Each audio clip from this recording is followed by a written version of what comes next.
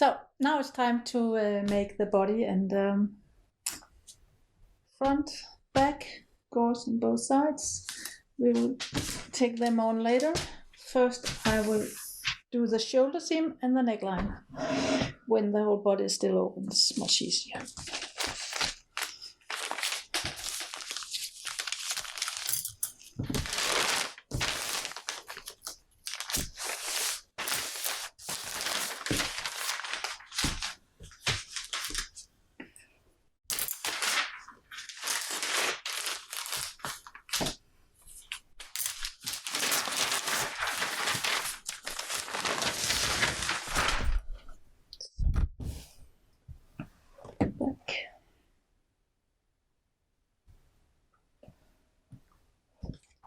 You see here the back part, as in the Mønstre, is completely straight. The shoulders are straight. But then the front part is much more on the bias than we normally would do for a shoulder. You see? So it sort of compensate. This has both the bias part and this, so this is strange. So what I like about this, or is interesting, I think, see what this front and back, this one, is that when you take this one right place, then the shoulder from the back would go down on the front. You see? Goes like this. It's a nice little detail. Authentic one. And again, I want, when you stand in front of someone looking on the seam, I want this seam to go over, which means it's the back piece that should be the longest when we make the flat fill seam. So that's the first thing to do. The back piece should be the longest.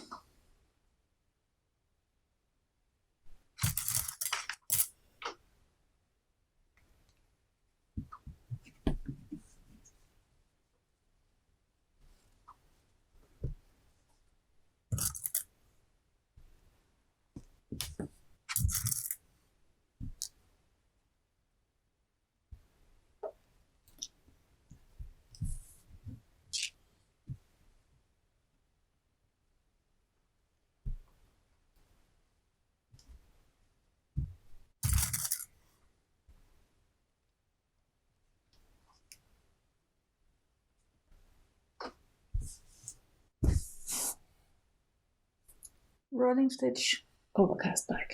You know the drill by now. So now I have sewn the shoulder together, and you can see how they go down this side. See? And now next is to, I'll do the same around the neckline as I did on the sleeve. With this. And this. So it's the same drill as last time. First pin. Wrong side of the body.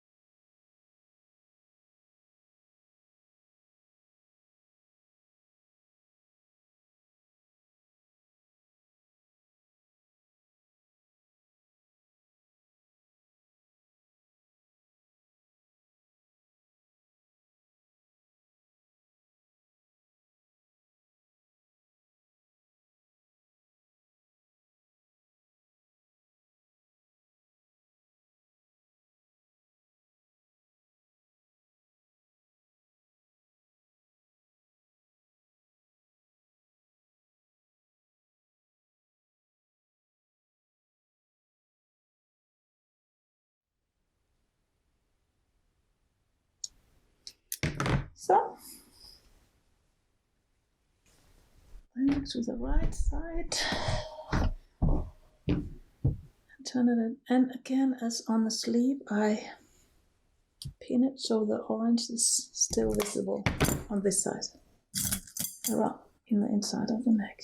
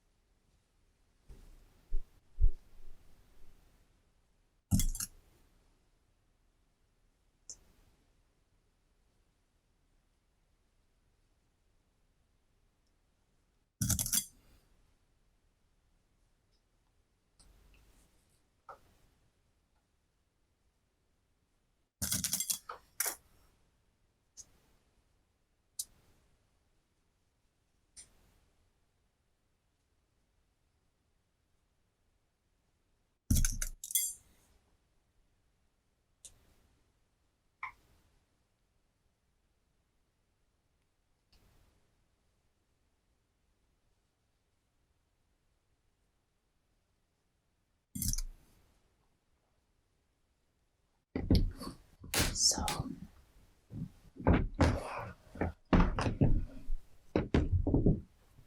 and now the band on the top.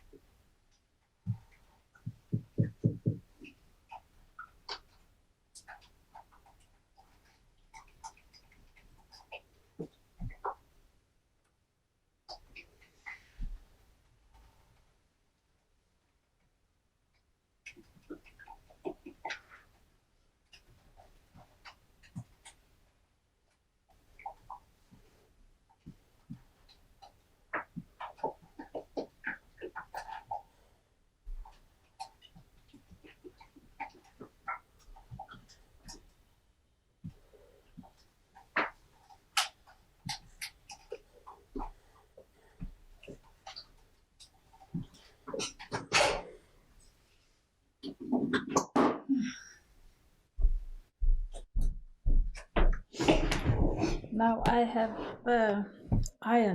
steamed the tablet oven because it's wool, so it's easy to shape. So you see, I cannot fold it anymore. It's like it's easier to put on. So that is going now on top of this. And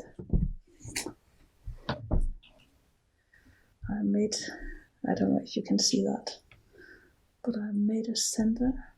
So I made it symmetric from there. Don't have to be that.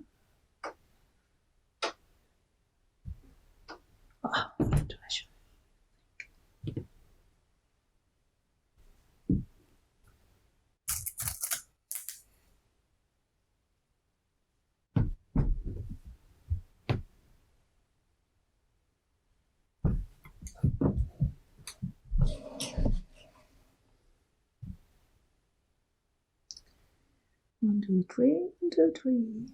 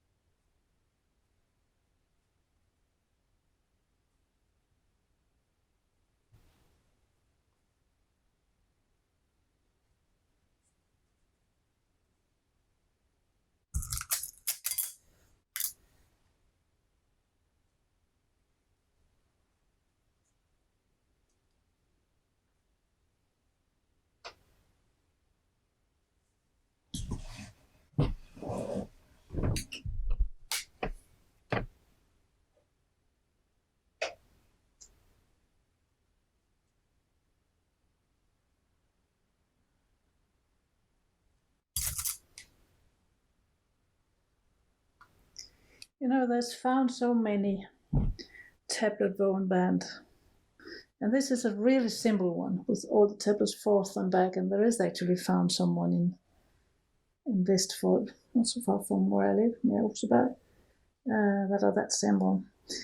The problem by using them is that they are hardly found on clothing, except for between the golden foliage and the tortubroses. So we don't know how they are used, but I found so many of them, and the Oseberg grave is full of them, and they are lying all over. But we don't know how they use them, actually. But I think it's quite clear it was used something like that. We can see on the golden foliage that there's edges, marked edges on many things, also on the barrier tapestry. There is, if that is just a transformation from one fabric to another, or is it embroidery, or it's those bands, we really don't know. Not yet. But I think this is an okay way to use them. Just don't use too much of it.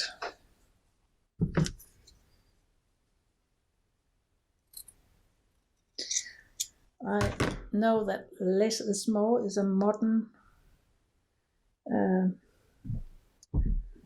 subject and not a modern thing, but I think the idea goes for the Vikings too.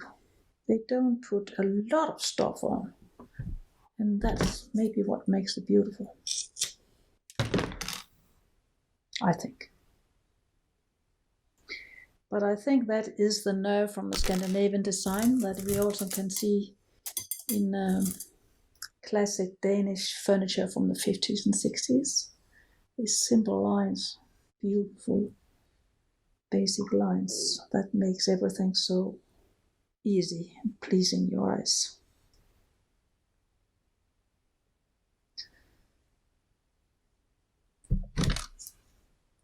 No overloads in Viking Age. In Viking Age aesthetic things.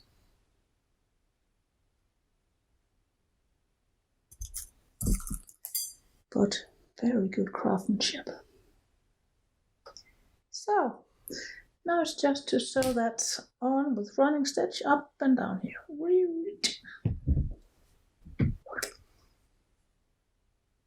Yeah. See you later.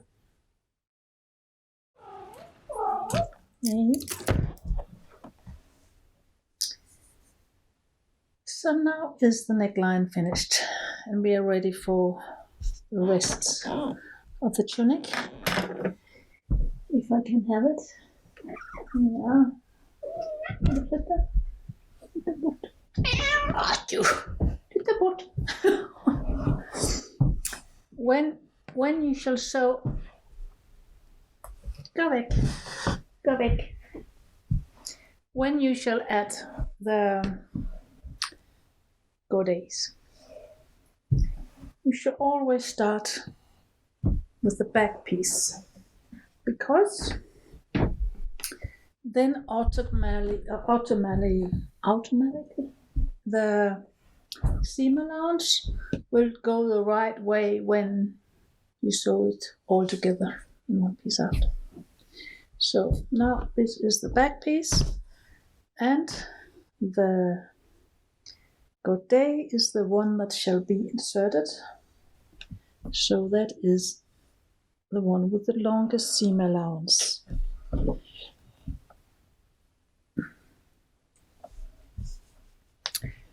So that when you stand and look at the person, you always look over the seams. And I don't know if the Viking did that, but I do that because it pleases your eyes, or at least your subconscious. So why not? So first, flat filled seam again, running stitch on both sides, and then overcast, bend over and overcast. That's what we've done many times now. And all the way up with this pointed godet.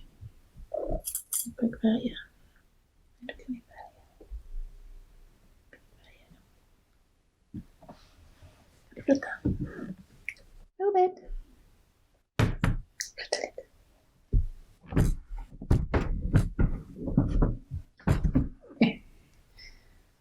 Ja. Det var god kvalitet der.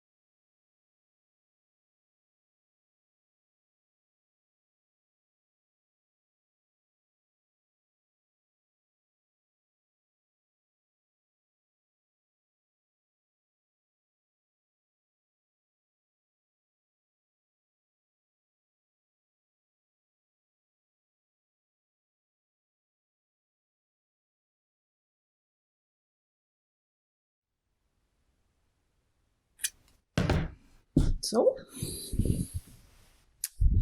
that was the corset. Now the other side.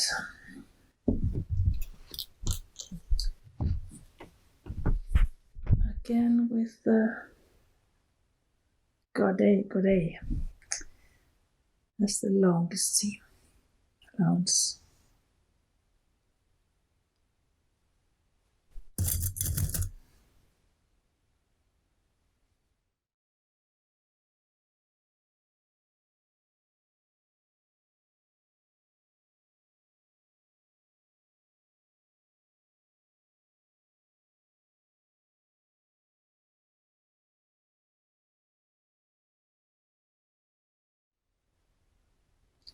Same seam from the armpit jump, run stitch, up again with the running stitch. So now the sides are sewn, and as you can see, the godet is inserted in it. And the side, this is the front, the side seam you look over. So that is how I like it.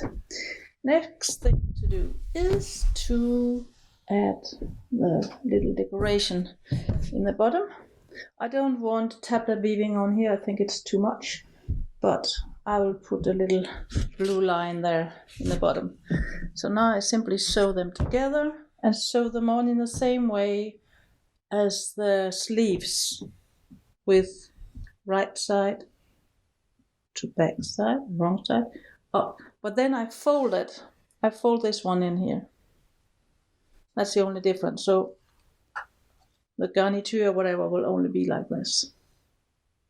Okay?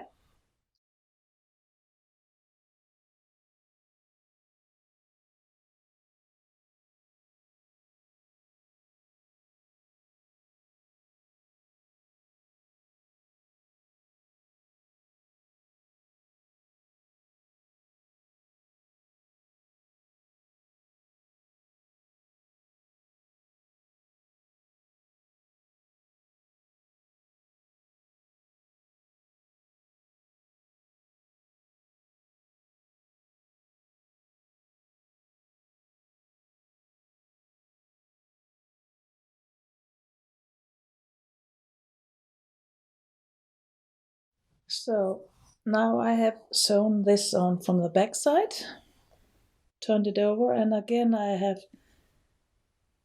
hold the facing so that the little piece of the orange, this fabric, is a decoration there. And then I have added that by putting small running stitch all the way around. And the stitch is not visible, only the holes, you see it? And now I will go up to the top. I have bent in the seam allowance there. Since there's not coming any tablet woven band on top here, I have just bent this in, you see? Here, seam allowance. And now I will simply overcast small stitches all the way around, and that will be the decoration in the bottom. That's all. Just like that. And then after that, it's only the sleeves that needs to be added to the body. Then we have a tunic.